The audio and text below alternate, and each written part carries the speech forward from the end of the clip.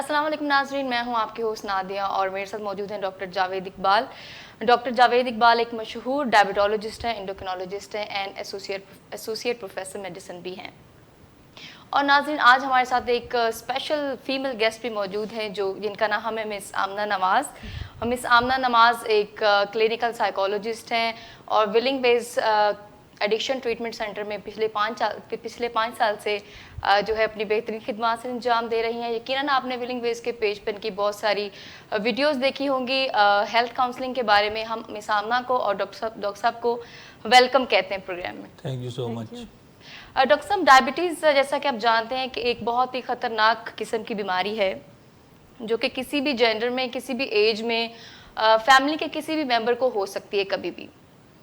तो आप हमें गाइड कीजिए कि पेशेंट, फैमिली, डॉक्टर्स को क्या करना चाहिए जब किसी शख्स को डायबिटीज़ होती है। जब किसी पेशेंट को डायबिटीज़ तशख़ीस होती है तो अब इत्तेफाक से 3-4 पिछले महीनों में जब से अब प्रोग्राम भी नहीं कर पा रहे, तो मेरे पास कई ऐसे पेशेंट्स आए हैं जिनके बारे में मैं शेयर करना चाहूँगा। कई ऐसे पेशेंट्स आए हैं जो न्यूली डायग्नोज थे और उन्होंने मुख्तलिफ़ तरीके से अपनी डायबिटीज़ को मैनेज करने की कोशिश की है। तो यहाँ मैं लोगों के लिए क्लियर करना चाहता हूँ कि जब पेशेंट को डायबिटीज़ हो तो नंबर 1 ये है कि आप अपने फिजिशियन के पास जाके, डायबिटीज़ के डॉक्टर के पास, उसकी टाइप्स के बारे में डिस्कशन करें। क्या ये टाइप 1 है, क्या ये टाइप 2 है, और क्या ये टाइप अभी स्पेसिफाई नहीं की जा सकती। ऐसा भी कई दफ़ा हो जाता है, ठीक है कि हम शुरू में उसको स्पेसिफाई नहीं कर सकते, बट बाद में हम उसको स्पेसिफाई कर लेते हैं। बट यूजली 2 कैटेगरीज में आ जाते हैं लोग, टाइप 1 या टाइप 2।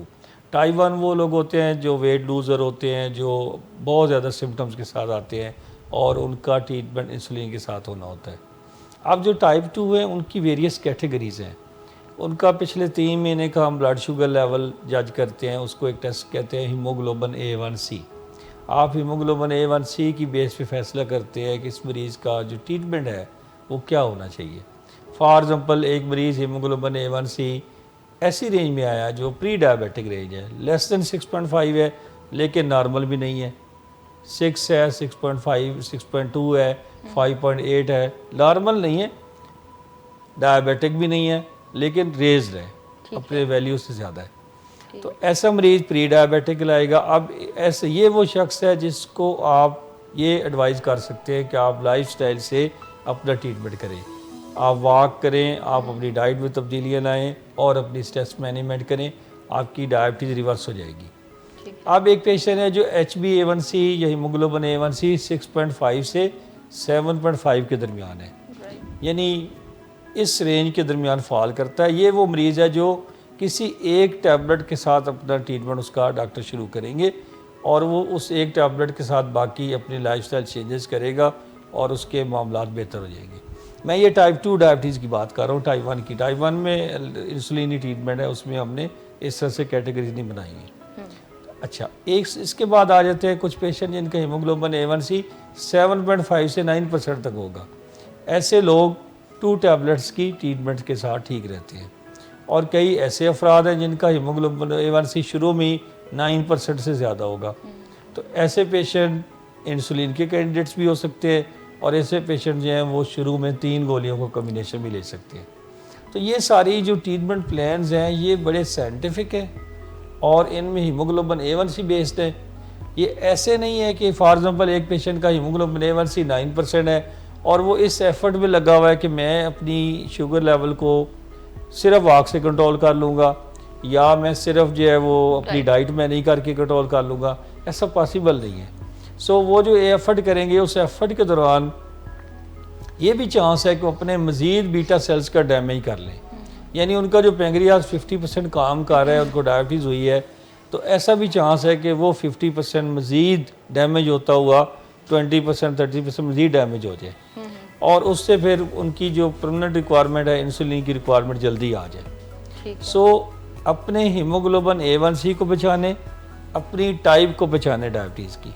आपकी टाइप 1 है या टाइप 2 है, आपका हीमोग्लोबिन A1c कितना है, क्या आप मेडिसिन के साथ मैनेज हो सकते हैं, क्या आप मेडिसिन के बगैर अपने आप को मैनेज कर सकते हैं। ये कट ऑफ पॉइंट्स हैं जिनके ऊपर आपने डिसाइड करना होता है, पेशेंट ने और डॉक्टर ने। ठीक है।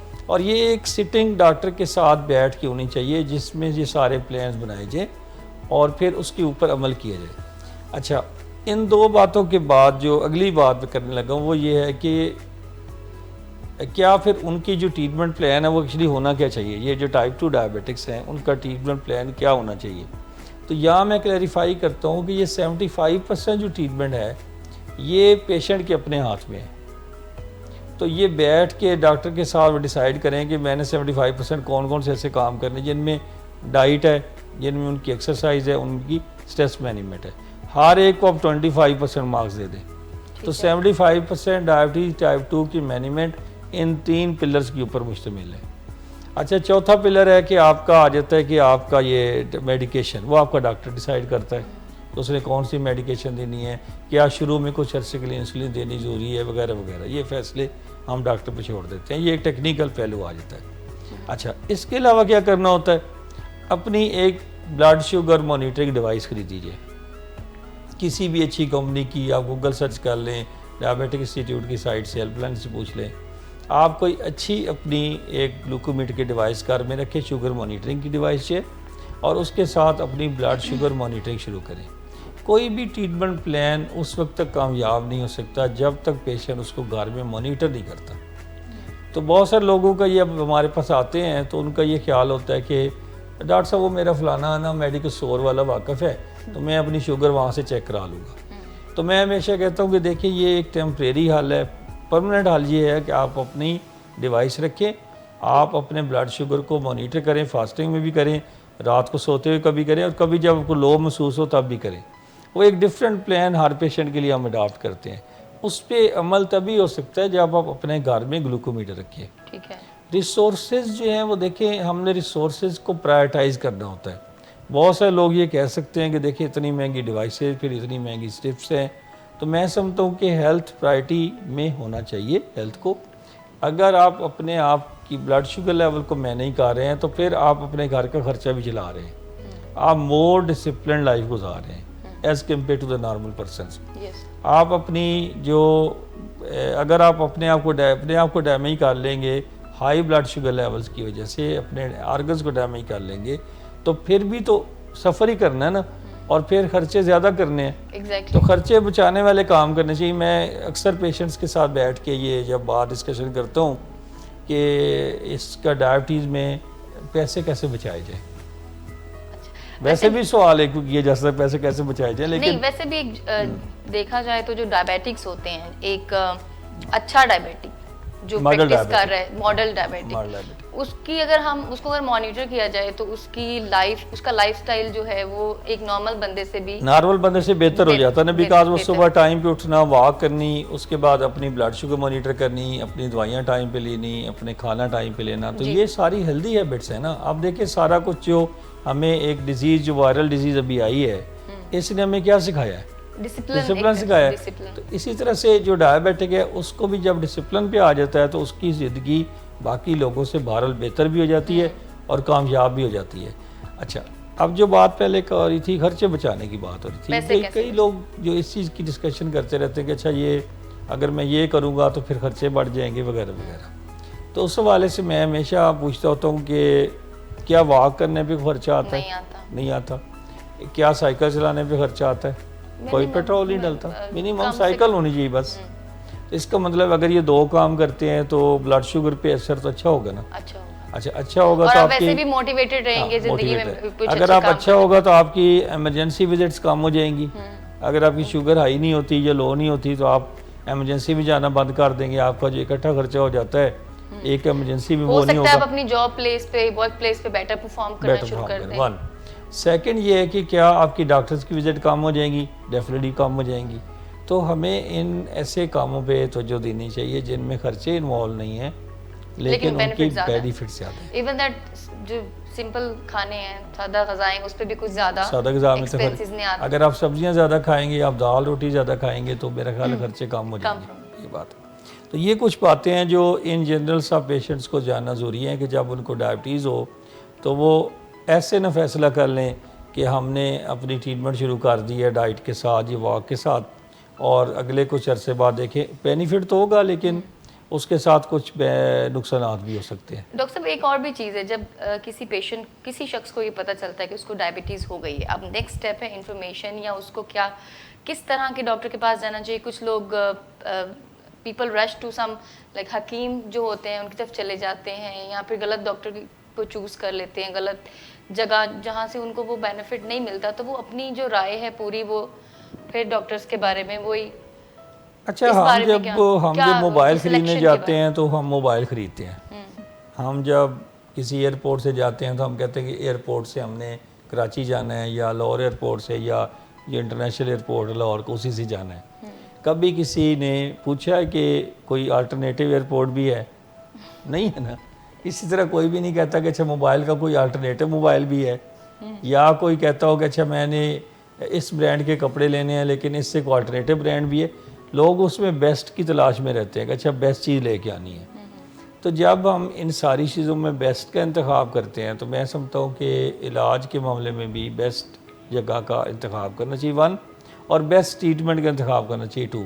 आपका जो फिजिशियन है, ये डायबिटीज़ का डॉक्टर है, वो कोर ऑफ द हार्ट से और अपने जो एक्सपीरियंस की बेस पे जो आपको ट्रीटमेंट बताता है, बेस्ट ट्रीटमेंट नंबर 1 पे, मैं समझता हूँ वो नंबर 1 ही ट्रीटमेंट ले लेनी चाहिए। ठीक है। बाकी जब आप कहते हैं ना कि अच्छा डॉक्टर साहब नहीं फिर ये बगैर कोई गुजारा चल सकता कि नहीं, तो इसका मतलब है कि अब आप एक बेस्ट से ज़रा नीचे वाली ट्रीटमेंट जो ऑप्शन लेना चाह रहे हैं। अल्टीमेटली तो ट्रीटमेंट बहरहाल एक्सिक्यूट तो पेशेंट ने करनी है ना। और ये कोई ऐसी नहीं है कि मैं कहूँगा अच्छा ये ले लें और यही सारी उम्र चलाते रहें। रास्ते में उसका पेशेंट किसी और से मशवरा करना शुरू हो जाए कि नहीं वो मुझे ये सूट नहीं कर रही, ये इस सूट अपनी प्री प्लान्ड कॉन्सेप्ट के साथ ना जाएं कि अच्छा मैंने ये ट्रीटमेंट ली तो ये अच्छा डॉक्टर है, और अगर डॉक्टर ने कोई साइंटिफिक ट्रीटमेंट बता दी कि ऐसी ट्रीटमेंट होनी है तो आप कहेंगे ये डॉक्टर ने तो पता नहीं क्या बता दिया, मैं तो कोई और तो को लगा के आया था। मसलन कई लोग ऐसे होते हैं, जो पेशेंट ऐसे भी आते हैं जो जिनको एक डॉक्टर साहब ने इंसुलिन कही, दूसरे डॉक्टर साहब ने इंसुलिन कही, अब उन्हें थर्ड डॉक्टर का इंतखाब किया कि उनसे शायद इंसुलिन ना लिखी जाए। उन्होंने कहा होगा क्या वो कहें शायद कि आपको ज़रूरत ही नहीं। हाँ, ये बात। तो अगर उनकी ये तवक्को और अगला डॉक्टर भी इंसुलिन ही कह दे तो फिर उनके लिए बात कभी कभी नागवार होती है। वो कहते हैं ये शायद जो है वो ठीक बात नहीं है, हमें सेटिस्फेक्शन नहीं सही हो रही। तो ये है कि आप साइंटिफिक राय का एहतराम करें, बाकी जो आपकी रिजर्वेशन से चले उसको डिस्कशन की जा सकती है, बट हतमी राय जब ट्रीटमेंट के वाले से डॉक्टर की होनी चाहिए। ठीक है, बहुत शुक्रिया डॉक्टर साहब आपके। तो दोबारा हम आएंगे, हम चलते हैं मिस आमना नमाज की तरफ। मिस ये बताइए कि जैसे अभी डॉक्टर साहब बात कर रहे थे कि मेडिकल पॉइंट ऑफ व्यू से और सारा वो क्योंकि डायबिटीज़ एक ऐसी डिजीज़ है कि एक फ़िज़िकल नुकसान जो उसके होते हैं, जब हमें पे करना पड़ता है फिजिकली बीइंग अ डायबिटिक, वहाँ पे साइकोलॉजिकली किस तरह से इफ़ेक्ट होता है एक पेशेंट या उसकी फैमिली या वो सोसाइटी में कैसे अपने आप को लेके चलना चाहिए, या चलता है या चल रहा होता है? जितने भी क्रॉनिक बीमारियां होती हैं, दायमी बीमारियां, यानी वो बीमारियां जो कि जिनका कोई क्योर नहीं है, मैनेजमेंट सीखनी पड़ती है और उसमें परहेज़ करना पड़ता है, पूरी ज़िंदगी पूरा लाइफस्टाइल बदलना पड़ता है। तो जैसे कैंसर है, या जैसे शुगर की बीमारी है, या कोई क्रॉनिक किडनी डिजीज़ है, या इवन कोई नफसियाती बीमारी है, ये वो बीमारियां होती हैं कि जो कि क्रॉनिक होती हैं, यानी दायमी होती हैं। आपको इनके साथ फिर एक ज़िंदगी गुजारना सीखना पड़ता है। तो जब भी किसी पेशेंट को किसी क्रॉनिक बीमारी का पता चलता है, डायग्नोसिस मिलता है, तो कुछ 5 मराहिल से वो गुज़रते हैं। यानी इतनी आसानी से ये बात हज़म करना हमारे ब्रेन के लिए बड़ा मुश्किल है, क्योंकि एक शॉक है, और ये एक्चुअली एक कुदरती निज़ाम है हमारे ब्रेन में कि जब भी उसको कोई शॉकिंग न्यूज़ पता चलती है तो कुदरती तौर पर उसके अंदर कुछ शॉक एब्जॉर्बर्स हैं कि फौरी तौर पर वो एक्सेप्ट नहीं करता, और ये उसी के लिए बेहतर है। जैसे गाड़ी में कुछ शॉक एब्जॉर्बर्स होते हैं तो वो गाड़ी के लिए फ़ायदेमंद चीज़ है, उसके टायरों के लिए भी फ़ायदेमंद चीज़ है, लेकिन इसी तरह से हमारे ब्रेन में भी कुछ शॉक एब्जॉर्बर्स हैं कि फ़ौरी तौर पर अगर आपको कोई बुरी खबर पता चले और आपने फ़ौरन ही उसको एक्सेप्ट कर ली है तो आपके ब्रेन में ऐसी तोड़ फोड़ हो सकती है जो कि पूरी ज़िंदगी में उसका फिर असर रहेगा और वो नुकसान दे। तो उसके एक पैटर्न है हमारे दिमाग के कि वो उस हकीकत को तस्लीम करने में उसको वक्त लगता है। जैसे कि अगर किसी को पता चलता है कि आपको डायबिटीज़ हो गई है तो एक रिएक्शन आता है कि ये नहीं हो सकता, यानी एक डिनाइल का एक फेज़ आता है कि ऐसा नहीं हो सकता, मेरे साथ ऐसा कैसे हो गया, नहीं आपको शायद कोई गलत फहमी हुई है। और कई दफ़ा ये ख्याल भी उसी डिनाइल के फेज़ में आ सकता है कि शायद ऐसे ही हल्की फुल्की शुगर थोड़ी बहुत हो गई, यानी मेरे ख्याल से डॉक्टर जावेद को इसका तजर्बा होगा, कोई हल्की फुल्की थोड़ी सी डायबिटीज सर, हल्की फुल्की लोगों का ख्याल होता है कि मुझे, कुछ लोग कहते हैं मुझे यूरिन वाली डायबिटीज़ है, यूरिन वाली, हाँ, कुछ लोग कहते हैं मुझे ब्लड वाली डायबिटीज़ है, और कुछ कहते हैं कि मुझे मामूली सी है, मेरा ख्याल ये ठीक हो जाएगी खुद ही। तो ये क्योंकि इंसान जाहिर है ये इतनी बड़ी एक न्यूज़ है और एक लॉस की भी, क्योंकि ये जिंदगी भर रहने वाली है आपके साथ, तो ब्रेन मानता नहीं है इतनी जल्दी, सो वो कहता है कि नहीं ये नहीं हो सकता, थोड़ा बहुत होगा मसला।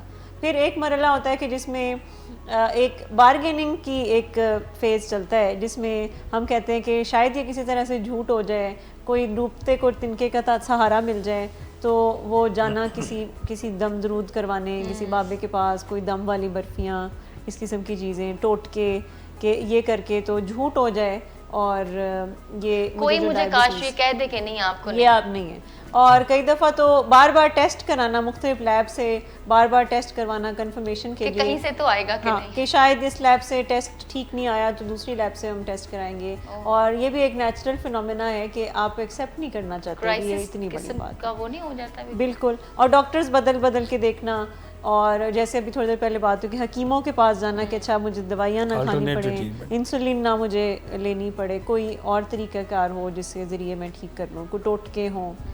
फिर एक मरला होता है कि जिसमें हम कुछ सवालात करते हैं अपने साथ, खुदा से, किस्मत से, कि मेरे साथ ऐसा क्यों, मैंने ऐसी कौन सी गलती की, हाँ, कि मेरे साथ ऐसा क्यों हुआ, आखिर वाई मी, मैंने किसी का क्या बिगाड़ा था, मैंने कौन से गुनाह किए थे, अल्लाह ताला मुझसे नाराज़ है। लोग तो इतनी बदपरहेजियाँ करते हैं, उनको तो शुगर नहीं होती, मुझे ही होनी थी। तो ये भी गिले शिकवे भी इंसान करता है कि ऐसा मेरे साथ क्यों हुआ। फिर एक फेज़ आता है कि जिसमें हम बिल्कुल मायूस होके थक हार के बैठ जाते हैं कि अब हो गई है, जो होना था अब हो गया, अब ये ठीक तो इसने होना नहीं है, तो मैं परहेज़ भी क्यों करूं, मैं डॉक्टर के पास भी क्यों जाऊं, मैं इलाज भी क्यों करवाऊं। ये एक डिप्रेशन की सी कैफियत है, मायूसी की, कि जिसमें ये इंसान बिल्कुल एक होपलेस और इनएक्टिव हो जाता है, एक्शन नहीं लेता, कि कुछ करने का फ़ायदा नहीं है, क्योंकि इस बीमारी के बारे में बेसिक मालूमात बहुत सारे लोगों को ऑलरेडी होती हैं कि ये किस तरह से फिर आहिस्ता आहिस्ता, ये प्रोग्रेसिव बीमारी है और वक्त के साथ साथ ये आपके डिफरेंट ऑर्गन्स के ऊपर भी इफ़ेक्ट करती है। फिर एक मरला आता है जिसको कहते हैं कि हम फिर मिनोअन तस्लीम कर लेते हैं कि ये हकीकत, इस हकीकत को, कुदरत के इस फैसले को ग्रेस के साथ तस्लीम, तो इवेंचुअली बहुत सारे लोग इसको कर ही लेते हैं, लेकिन कुछ लोग होते हैं जो तस्लीम करने के साथ साथ जलते कुड़ते भी रहते हैं, तकलीफ़ में रहते हैं और से गुजर के गिले शिकवे। लेकिन कुछ लोग होते हैं जो ग्रेस को ज़रूर अपनाते हैं कि मुझे ये बीमारी हो गई है, ये क्रॉनिक बीमारी है, लेकिन इसमें गिले शिकवे नहीं करने, क्योंकि गिला शिकवा करने में ग्रेस नहीं है, इसमें गुस्सा करने में ग्रेस नहीं है, इसमें बात ना मानने में ग्रेस नहीं है कि मैं डॉक्टरों की बात ना मानूं, मैं घर वालों की बात ना मानूं, मैंने अपनी मर्जियां करनी है। तो मनमानियों में ग्रेस नहीं है, आप मिनोअन तस्लीम करते हैं कि ये एक ज़िंदगी में मेरे साथ ये एक क्राइसिस है जो आ गया है इस बीमारी का, और मुझे इसके साथ ज़िंदगी गुजारनी है। लेकिन मैं आपको बताऊँ, ये तो एक डायबिटीज़ की न्यूज़ है ना जो पता चलती है, वैसे भी मैं आपको बताऊँ हर किसी की ज़िंदगी में कुछ ना कुछ ऐसे मसाइल होते हैं जो कि क्रॉनिक हैं, जो कि मुकम्मल तौर पर ख़त्म नहीं हो सकते, कहीं ना कहीं आपको उसको मैनेज करना पड़ता है पूरी ज़िंदगी, बहुत सारी चीज़ें। बल्कि अगर ये कोई अकीदा अपना ले इस बात का कि ज़िंदगी ही इटसेल्फ मैनेजेबल चीज़ है, ये कोई क्योरेबल नहीं है, हर किसी के ज़िंदगी में कोई ना कोई एक चैलेंज है, किसी की ज़िंदगी में डायबिटीज़ चैलेंज है, किसी को कोई जिस्मानी बीमारी नहीं है, तो कोई माली मसाइल का कोई चैलेंज है। तो ये कुछ स्टेजेस हैं जिससे पेशेंट खुद गुजरता है, और बाज़ औक़ात फैमिलीज़ भी गुजरती हैं। फैमिलीज़ भी इस चीज़ को एक्सेप्ट उनके लिए भी करना बहुत मुश्किल है कि उनके लव्ड वन को एक ऐसी बीमारी होगी है कि जिसका कोई क्योर नहीं, बल्कि उसके एक मैनेजमेंट है जी।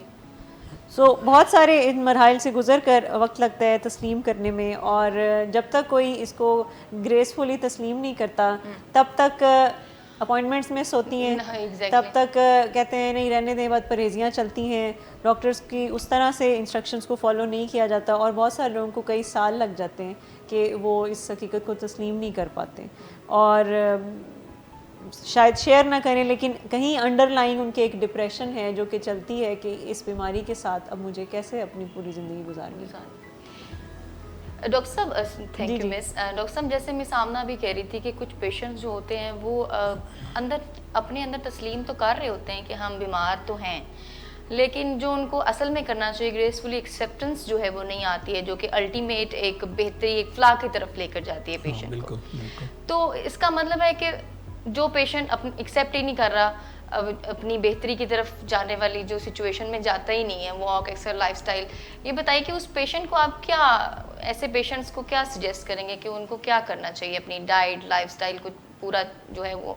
असल में बात ये है कि जो डायबिटीज़ जिस वक्त डायग्नोज होती है, टाइप 2 डायबिटीज़ की बात कर रहा हूँ, उससे पहले 3-4 साल का एक एसिम्प्टोमेटिक पीरियड गुजर गया होता है जी, यानी जिसमें थोड़ी थोड़ी सिम्टम्स आती रहती हैं, थोड़ी वो जो थोड़ी डायबिटीज़ जिसको कहते हैं, वो अपने तौर पे कह रहे होते हैं, मामूली जो पेशेंट कह रहे थे, वो मामूली का पीरियड असल में गुजर गया होता है, प्री डायबिटिक, जिसमें प्री डायबिटिक फेज होती है, जहाँ पे हम उसको वहीं पे रोक सकते हैं, रोकने वाला पीरियड गुजर गया होता है।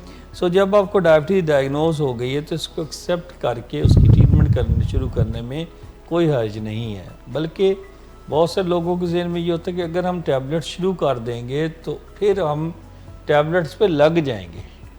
वो उनके माइंड में कहीं ये भी होता है कि ये एडिक्टिव होंगी और इनके लग जाएंगे ना, वो कहते हैं लग जाएंगे तो फिर तो हम टैबलेट छोड़ ही नहीं सकते। मेरा ये उनको जवाब है कि अगर आप अपने पहले 6 महीनों में टैबलेट्स को शुरू नहीं करते तो फिर आप कंफर्म इस पे लग जाएंगे, लेकिन अगर आप पहले 6 महीनों में अग्रेसिव ट्रीटमेंट करते हैं, अपने ब्लड शुगर लेवल को 100 के करीब ले आते हैं, 110 100 पे रखते हैं, फिर कुछ चांस है कि 6 महीने बाद आप सिर्फ डाइट पे कंट्रोल कर लें, आप डिसिप्लिन इतने हो जाएं, आप अपना 6% वेट रिड्यूस कर लें।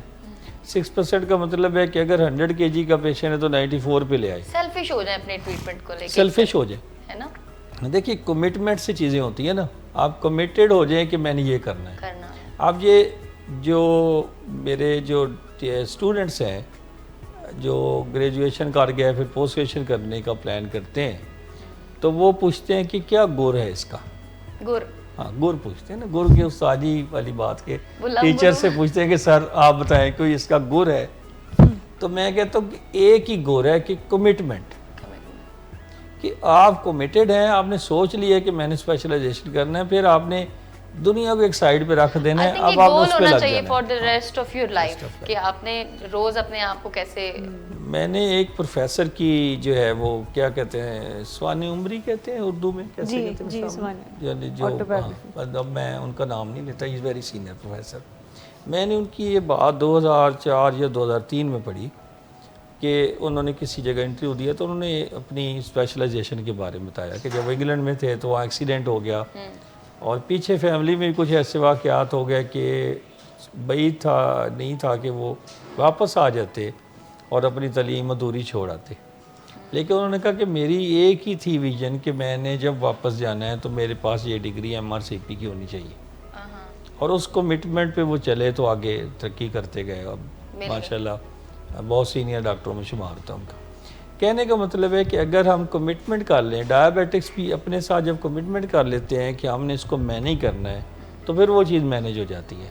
लेकिन अगर आप ये सोच, फिर आप डिफरेंट जो है बातें नहीं ना दरमियान में सोचते, फिर आप जो एक बेस्ट डॉक्टर ढूंढते हैं उसके बाद जाके जो वो एडवाइस देता है उसको फॉलो कर लेते हैं, अपनी एडवाइस को साइड पे रख के किसी को लीडर बना लेते हैं अपना, हाँ किसी न किसी से अपने आप को गाइड करना। जो सीनियर डायबिटिक भी होते हैं कई अच्छे गाइड कर देते हैं, कई पुराने डायबिटिक जो मॉडल डायबिटिक्स हैं जिनकी ब्लड शुगर लेवल 100 के करीब रहती है, वो भी गाइड कर सकते हैं, अच्छा गाइड कर सकते हैं, और वो अच्छा गाइड कर सकते हैं, बट आपके 75% पार्ट के बारे में, वो जो 25% मेडिसिन का पार्ट है वो आपको डॉक्टर से लिखवाना पड़ेगा। बल्कि अगर कोई जैसे मॉडल डायबिटिक से मिलना, उनसे मशवरा लेना, ये एक होप भी देता है पेशेंट्स को, जिनको जो नए जिनको उससे उनको ये भी फील होता है ना कि आखिर दुनिया ने मैंने किया ही है ना जी, तो मैं क्यों नहीं कर सकता। सडनली वो ख्याल आता है ना कि जैसे आप बिल्कुल अकेले हैं, ये शायद कोई आपके साथ ही कोई यूनिक कोई चीज़ हुई है, और वो एक फियर्स हैं बहुत सारा। अच्छा, मैंने देखा कि इसका कुछ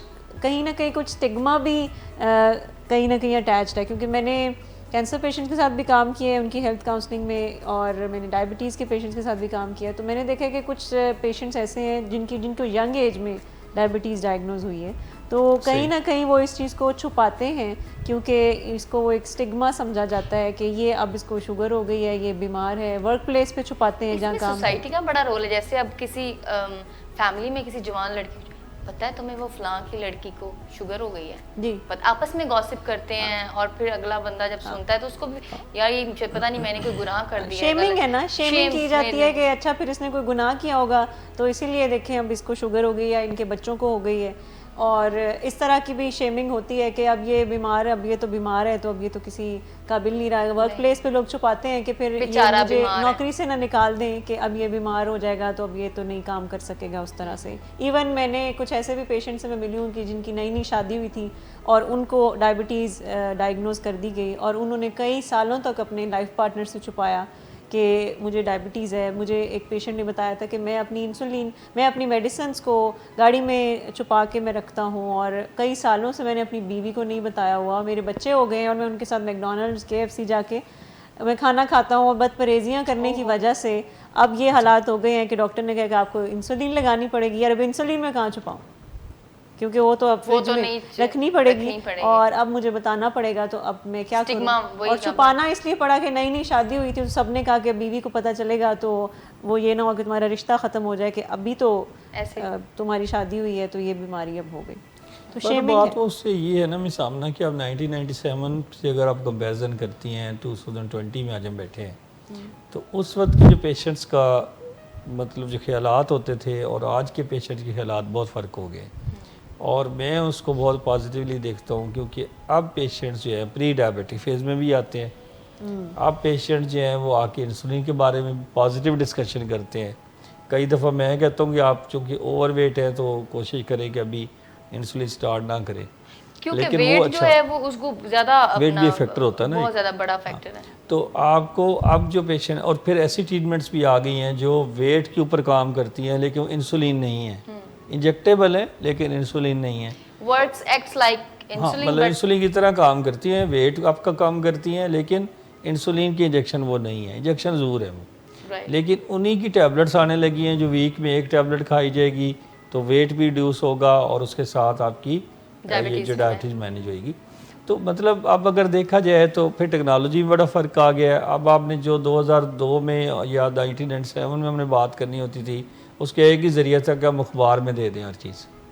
अब तो लेकिन अब आप देखिए इन्फॉर्मेशन का इतना सोर्स है कि मोबाइल जो है उसमें बस उन्होंने एक फेसबुक पे पेज पे जाना है और वहाँ से सारी इन्फॉर्मेशन ले लेनी है। जैसे हमारा ये पेज है तो ये है कि एक इंफॉर्मेशन सोर्स में अब तब्दीली आ गई है और उससे वो हर किस्म की बातें सर्च कर सकते हैं, हर किस्म की बातें पढ़ सकते हैं। लोगों के पास अब टेक्नोलॉजी बहुत ज़्यादा आ गई है। तो इस सेंस में मेरे ख्याल लेट्स होप के जो है लोग इसके बारे में मोटिवेटेड रहेंगे। स्टिल उसमें 10% लोग ऐसे रहेंगे जिनको मज़ीद मोटिवेट करने की ज़रूरत होती है। बहुत शुक्रिया। मेरा ख्याल है आज के प्रोग्राम के लिए इतना ही। बहुत शुक्रिया डॉक्टर साहब। मिस आमना नवाज़ नेक्स्ट प्रोग्राम में सारे प्रोग्राम्स में होपफुली आपसे मुलाकात रहेगी। नाज़रीन बहुत शुक्रिया हमारे साथ मौजूद रहने का। आपकी कोई भी क्यूरी हो, कोई भी क्वेश्चन हो, आप कमेंट सेक्शन में हमसे पूछ सकते हैं। हम कोशिश करेंगे कि आप कमेंट बैक करें और आपकी क्यूरी का प्रॉपर आंसर करें। अगले हफ्ते आपकी खिदमत में दोबारा से हाजिर होंगे। अल्लाह हाफ़िज़।